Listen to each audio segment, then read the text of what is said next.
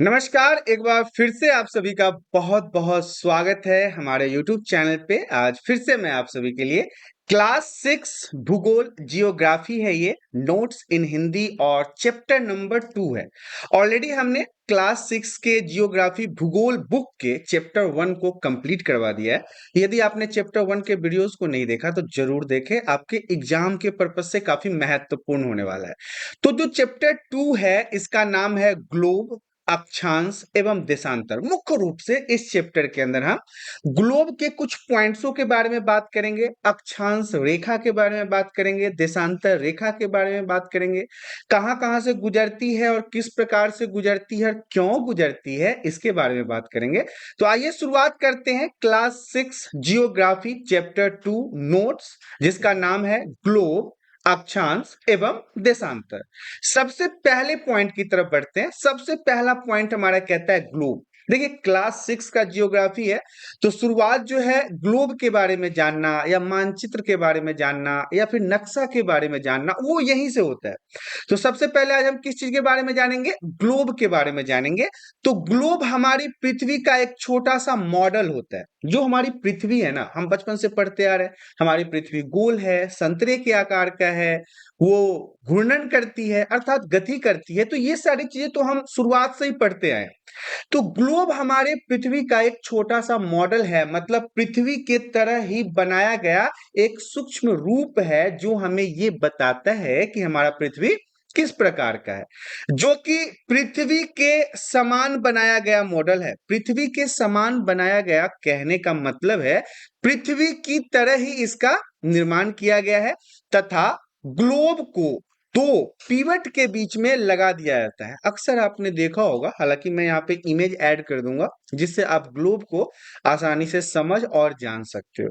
तो पिवट कहने का मतलब है कि वो एक हुक के ऊपर टंगा हुआ होता है जो अक्सर घूम के हमें ये बताता है कि हमारी पृथ्वी कैसी है और कहाँ पे किस तरह से इसके अंदर देशों का या पहाड़ों का या समुद्रों का स्थान है।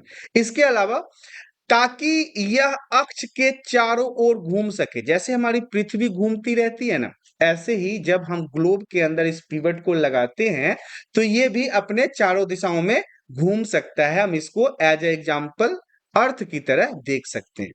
ग्लोब अलग अलग आकार में आते हैं। ग्लोब का जो साइज होता है डिपेंड करता है कि आप कैसा ग्लोब रखना चाहते हैं। छोटा सा भी आता है, फुटबॉल टाइप का भी आता है, उससे भी बड़ा आता है, उससे भी बड़ा आता है, बहुत बड़े गुब्बारे साइज का भी आता है। तो ये डिपेंड करता है कि आप ग्लोब खरीदना किस प्रकार का चाहते हो। आपको अलग अलग साइज में ये ग्लोब मिल जाएंगे। धरती के बारे में अध्ययन करने में ग्लोब जो है वो बहुत मदद करता है। यदि हम अर्थ के बारे में, धरती के बारे में अगर कुछ पढ़ना चाहते हैं या जानना चाहते हैं तो ये जो ग्लोब है ना, ये हमारी मदद करता है। क्योंकि मैंने शुरुआत में ही आपको बताया था ना कि ग्लोब के माध्यम से हम उन सभी स्थानों को इंगित कर सकते हैं, जान सकते हैं जो हमारे पृथ्वी पे एग्जिस्ट करता है, जो अभी वर्तमान समय में है। उन सभी चीजों को हम ग्लोब के माध्यम से आसानी से जान सकते हैं। नेक्स्ट पॉइंट हमारा कहता है ध्रुव। ध्रुव क्या होता है या फिर आप ध्रुव से क्या समझते हैं? तो पृथ्वी की जो ऊपरी और निचला हिस्सा होता है, पृथ्वी तो गोल है तो इसका जो ऊपरी हिस्सा है और निचला हिस्सा है, इसी भाग को हम क्या कहते हैं? ध्रुव कहते हैं। ध्यान से समझिएगा, पृथ्वी के ऊपरी मतलब अपर साइड और निचला मतलब लोअर साइड के भाग को ध्रुव कहा जाता है। ऊपरी भाग को उत्तरी ध्रुव कहते हैं, उत्तरी भाग को निचले भाग के दक्षिणी ध्रुव के रूप में देखा जाता है। तो ये याद रखिएगा कि पृथ्वी के ऊपरी और निचले भाग को क्या कहते हैं? ध्रुव कहते हैं।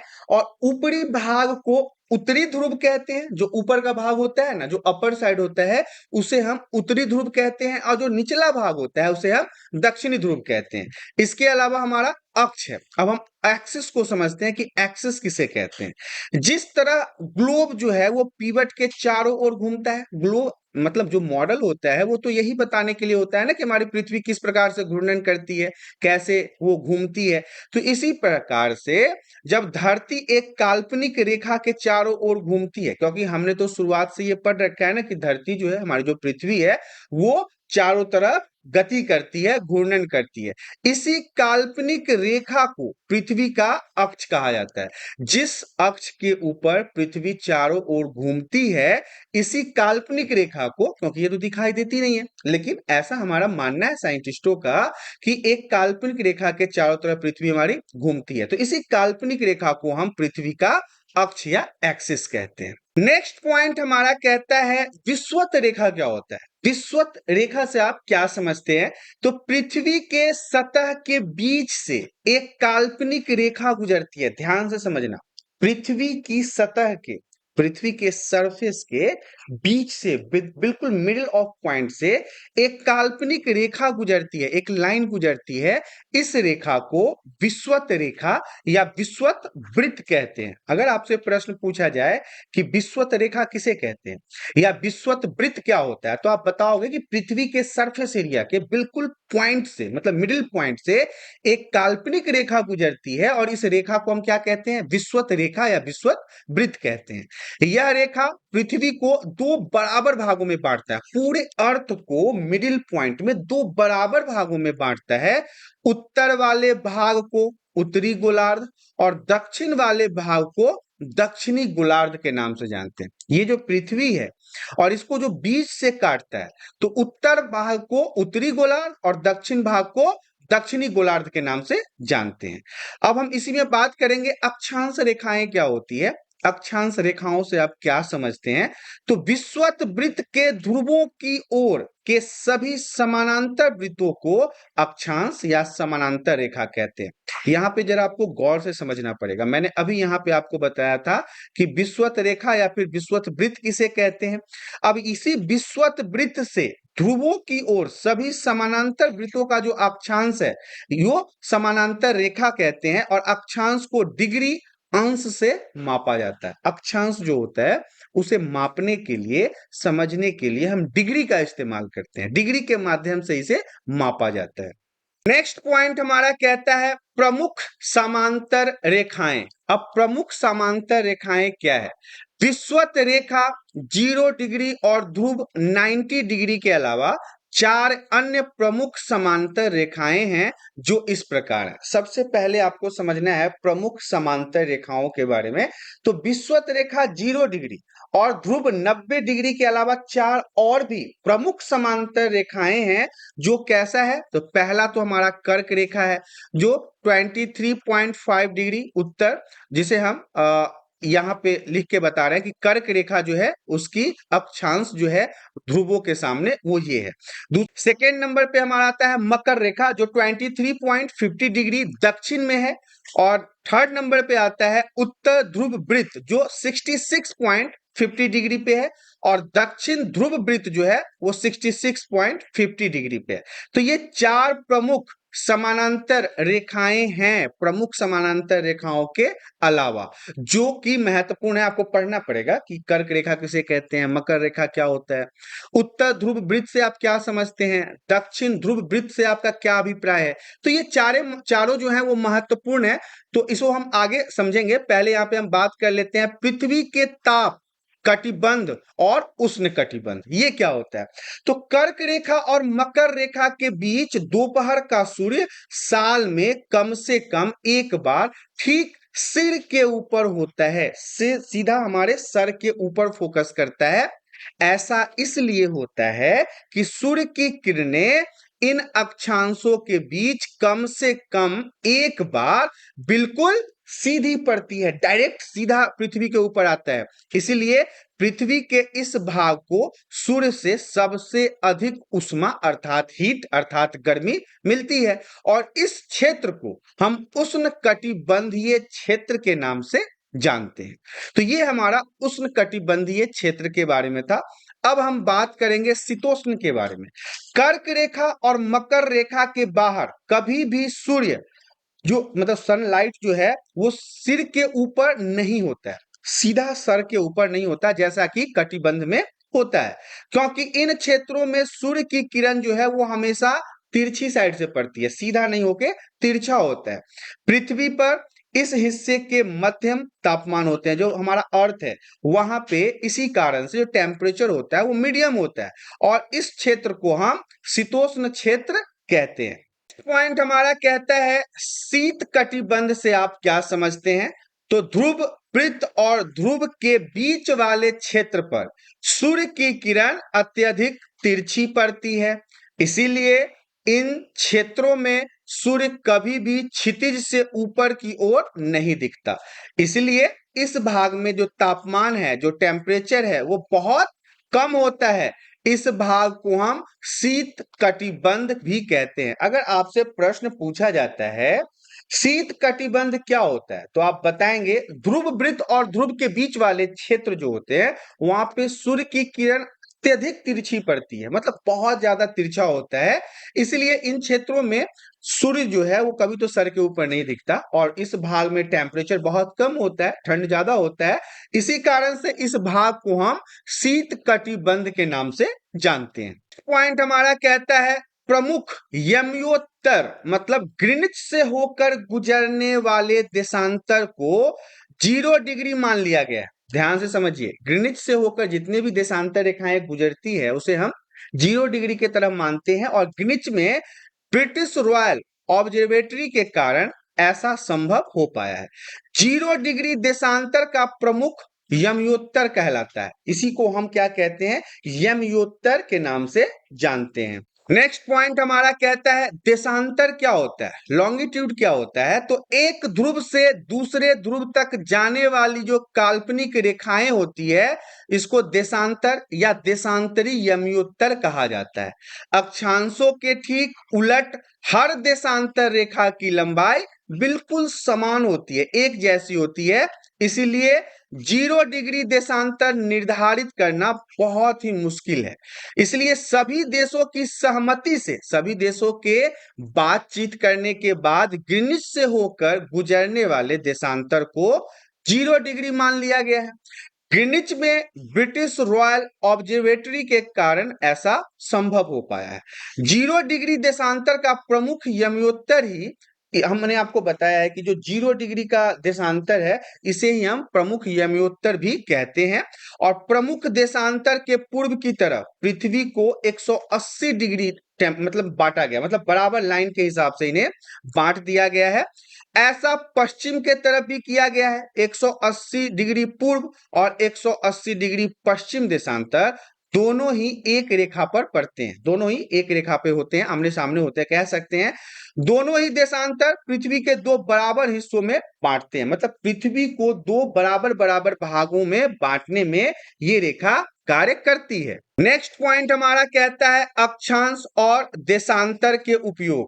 अक्षांश और देशांतर की मदद से हम पृथ्वी पर किसी भी स्थान का सही स्थिति का पता लगा सकते हैं। अब अक्षांश और देशांतर का उपयोग क्या है? तो अक्षांश और देशांतर की मदद के कारण ही हम पृथ्वी के किसी भी स्थान का सही स्थिति का पता कर सकते हैं। जब हम कहते हैं कि दिल्ली 28 डिग्री उत्तर में है तो केवल यह पता चलता है कि दिल्ली उत्तरी गोलार्ध में 28 डिग्री के अक्षांश पर मौजूद है, लेकिन इससे प्रमुख देशांतर के संदर्भ में दिल्ली की स्थिति का पता नहीं चलता है। दिल्ली का सही स्थिति का पता करने के लिए हमें इसके देशांतर की जानकारी भी होनी चाहिए। दिल्ली का देशांतर लगभग 77 डिग्री पूर्व है, और अभी दिल्ली की सही स्थिति बताने के लिए यह बताना पड़ेगा कि दिल्ली 28 डिग्री उत्तरी और 77 डिग्री पूर्व में स्थित है, तब जाके दिल्ली का लोकेशन पता चल पाएगा। देशांतर और समय भी आपके लिए इंपॉर्टेंट है। हम जानते हैं कि पृथ्वी को अपने अक्ष पर एक बार घूमने में 24 आवर्स का समय लगता है, 24 घंटे में पृथ्वी एक चक्कर लगा पाता है। इसलिए सूर्योदय और सूर्यास्त से हमें सुबह और शाम के समय का पता चलता है। तभी तो हम पता कर पाते हैं कि अब सूर्योदय होने वाला है, अब सूर्यास्त होने वाला है, अर्थात शाम होने वाला है। जब सूर्य बिल्कुल सिर के ऊपर होता है तो यह समय दोपहर का होता है, मतलब मिड पॉइंट होता है। इस समय जो दोपहर के लगभग 12 बज जाते हैं, मतलब 12 बजे के समय में अगर आप देखोगे तो सनलाइट जो है वो सीधा हमारे सर के ऊपर पड़ता है। तो सूर्य हमारे ठीक सर के ऊपर होता है तो इससे सबसे छोटी छाया बनती है, लेकिन जब हम पृथ्वी पर पूर्व से पश्चिम की ओर जाते हैं तो आसमान की अगर हम बात करें तो सूर्य की जो वास्तु स्थिति है वो बदलती रहती है। इसलिए जब भारत में दोपहर होती है तो इंग्लैंड में कोई और समय होता रहता है। समय इसी कारण से अलग अलग जगहों पर अलग अलग टाइम में अलग अलग होता रहता है। हम आपने कई बार सुना होगा कि इंडिया में दिन होता है तो अमेरिका में रात होता है, तो ये समय का अंतर ही तो है। इन्हीं भिन्नताओं के कारण लोगों को एक मानक समय की जरूरत महसूस होने लगी। आपने पढ़ा है पहले भी कि प्रमुख देशांतर ग्रीनिच से होकर गुजरती है, इसीलिए अलग अलग देशों में मानक समय का निर्धारण ग्रीनिच के संदर्भ में किया जाता है। तो हम बात करेंगे कि विभिन्न समय क्षेत्र में समय की गणना कैसे होती है, टाइम को हम कैसे एब्जॉर्ब करते हैं। तो डिग्रियों की कुल संख्या 360 है, क्योंकि आपको पता है कि एक गोलाकार जो होता है वो 360 डिग्री के बराबर होता है, एक सरल रेखा 180 डिग्री के बराबर होता है। तो दिनों में घंटों की संख्या टोटल है 24, इसलिए प्रति घंटा डिग्री की संख्या कितना हो जाता है, 15 हो जाता है। चूंकि एक घंटे में 60 मिनट होते हैं, इसलिए 15 डिग्री इक्वल टू 60 मिनट। तो इसलिए एक डिग्री का जो वैल्यू है वो कितना आ गया, 4 मिनट के बराबर आ गया। इसका मतलब क्या हुआ, इसका अर्थ क्या हुआ? तो इसका मतलब यह हुआ कि जब हम पूर्व की ओर 1 डिग्री चलते हैं तो समय 4 मिनट से आगे बढ़ता चला जाएगा। तो इस हिसाब से आप ग्लोब पे जैसे जैसे आगे बढ़ोगे ना, वैसे वैसे आप समय का अंदाजा लगा सकते हो। कैसे?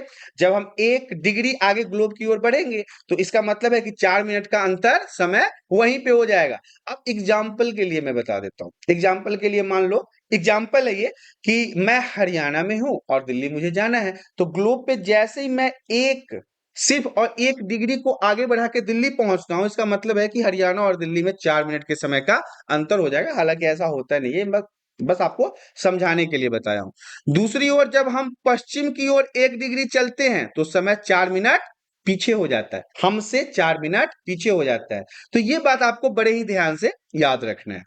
नेक्स्ट पॉइंट हमारा कहता है भारतीय मानक समय। भारत एक विशाल देश है, आपको पता है बहुत बड़ी जनसंख्या वाला देश है हमारा भारत, और हम इसमें रहते हैं।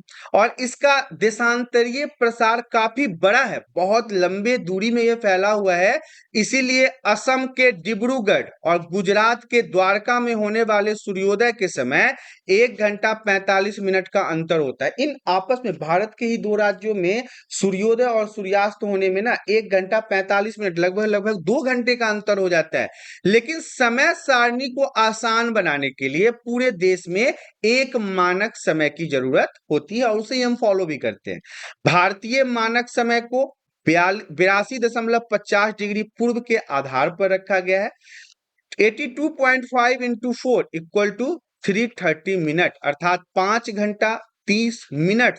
गणना से पता चलता है कि ग्रीनिच की तुलना में भारतीय मानक समय 5 घंटे 30 मिनट आगे हैं।